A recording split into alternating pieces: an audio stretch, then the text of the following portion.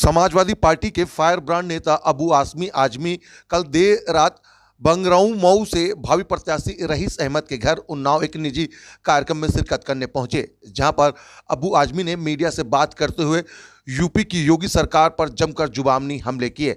अबू आजमी ने कहा कि कोविड की बढ़ती रफ्तार और इसी बीच यूपी चुनाव होने वाले हैं और कहा कि बंगाल में जब इलेक्शन थे तो वहीं पूरी तरीके से उत्तर प्रदेश की सरकार वहां पर लगी थी, खुद देश के प्रधानमंत्री वहां पर चुनाव प्रसार में लगे थे और लोगों को यहां पर ऑक्सीजन की कमी हो रही थी, लोग मर रहे थे। वहीं उत्तर प्रदेश के सभी लोग जो है लगातार जो है बंगाल में जुटे हुए थे। वहीं अब यहाँ पर धर्म के नाम पर राम मंदिर और पुजारियों को जोड़कर चुनाव लड़ने की बात कही है। बहरहाल देखना होगा कि 2022 में जो विधानसभा चुनाव है उसमें किसका पलड़ा भारी होगा। लेकिन आपको बता दें कि किस तरीके से सपा नेता अबू आजमी ने सरकार पर हमला किया, ये सुनवाते हैं। मोहम्मद आरिफ की एक खास रिपोर्ट आप R सोनी न्यूज पर देख रहे हैं। देखिए, जो पार्टी धर्म को लाए बीच में, समझो नाकारा लोग होते हैं।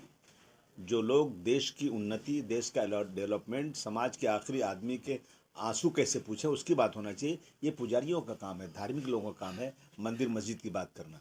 मंदिर मस्जिद सबका पर्सनल काम है, लेकिन ये लोग, इनको जैसे कहते हैं ना, शेर के मुंह में खून लग गया है।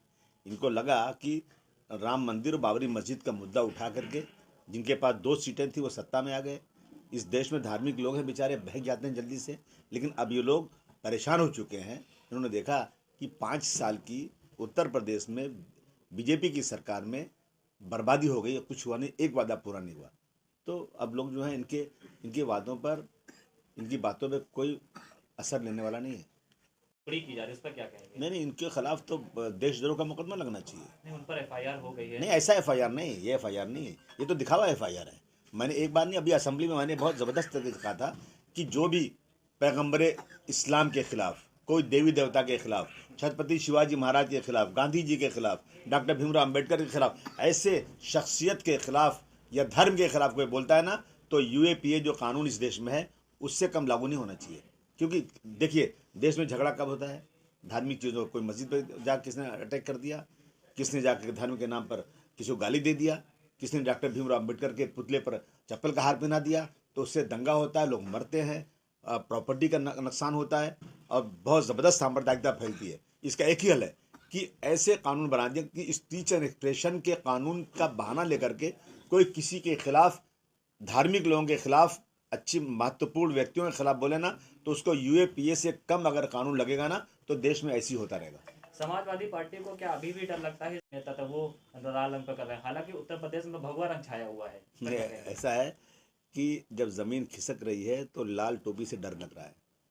काली टोपी वाले, काले दिल वाले परेशान हैं, और ये लाल टोपी वाले जो है ना, क्रांतिकारी लोग हैं। देश में जुल्म के खिलाफ, सांप्रदायिकता के खिलाफ लड़ने का इन्होंने बेड़ा उठाया है, और अब की बार ज़रूर ऐसे सांप्रदायिक लोग जो हमारी भारतवर्ष की गंगा जमुनी तहजीब को बर्बाद कर रहे हैं, जो लोग गांधी जी के कातिल को क्रांतिकारी कह के उनके मंदिर बनाने की बात करते हैं, जो लोग धर्म संसद के नाम पर शपथ देते हैं इस देश को तोड़ने की, सिर्फ देश में एक ही पार्टी है जो अखिलेश यादव जी के नेतृत्व में चल रही है, समाजवादी पार्टी। इनको अब की बार इसका सबक सिखा देगी पक्का। एक धर्म संसद हुआ था, अभी आपने कहा, उसमें भी आजम खान के लिए नहीं बोला है, चुनाव भी करीब है अब तो।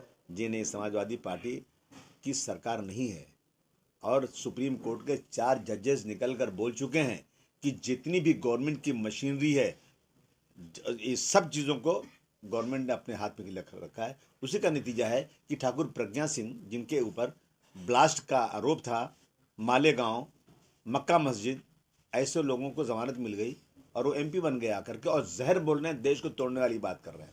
एक तरफ आजम खान साहब के ऊपर ऐसे मुकदमे नहीं है, झूठे मुकदमे लगे हुए हैं, उनकी जान का खतरा था कोविड की वजह से, लेकिन उनको जमानत नहीं मिली। तो आप देख लीजिए डिस्क्रिमिनेशन कैसे हो रहा है देश के अंदर।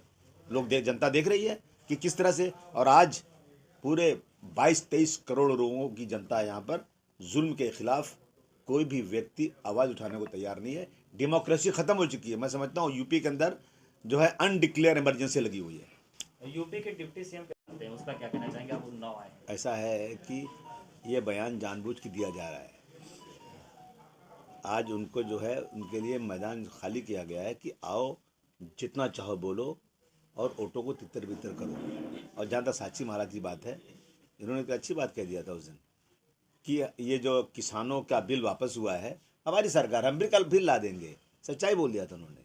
तो ये लोग जो है ना, ये कभी कुछ भी कर सकते हैं।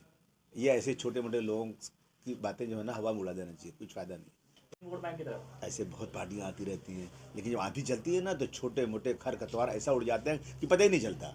माइनॉरिटी जो है इस देश के अंदर, एक संकल्प उसका है कि हम इस संविधान को बचाएंगे, गांधी जी के कातिलों को वोट नहीं देंगे। तो अब ये इस वोट को जो बीजेपी को नहीं मिलेगा ना, ये वोट को कैसे तितर बितर किया जाए, कैसे इसको बांट दिया जाए, इसकी वोट की हैसियत ख़त्म कर दी जाए, ऐसे कुछ लोग आएंगे।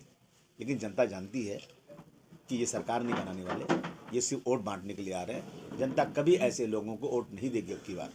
एक आखिरी सवाल है, जो जनपद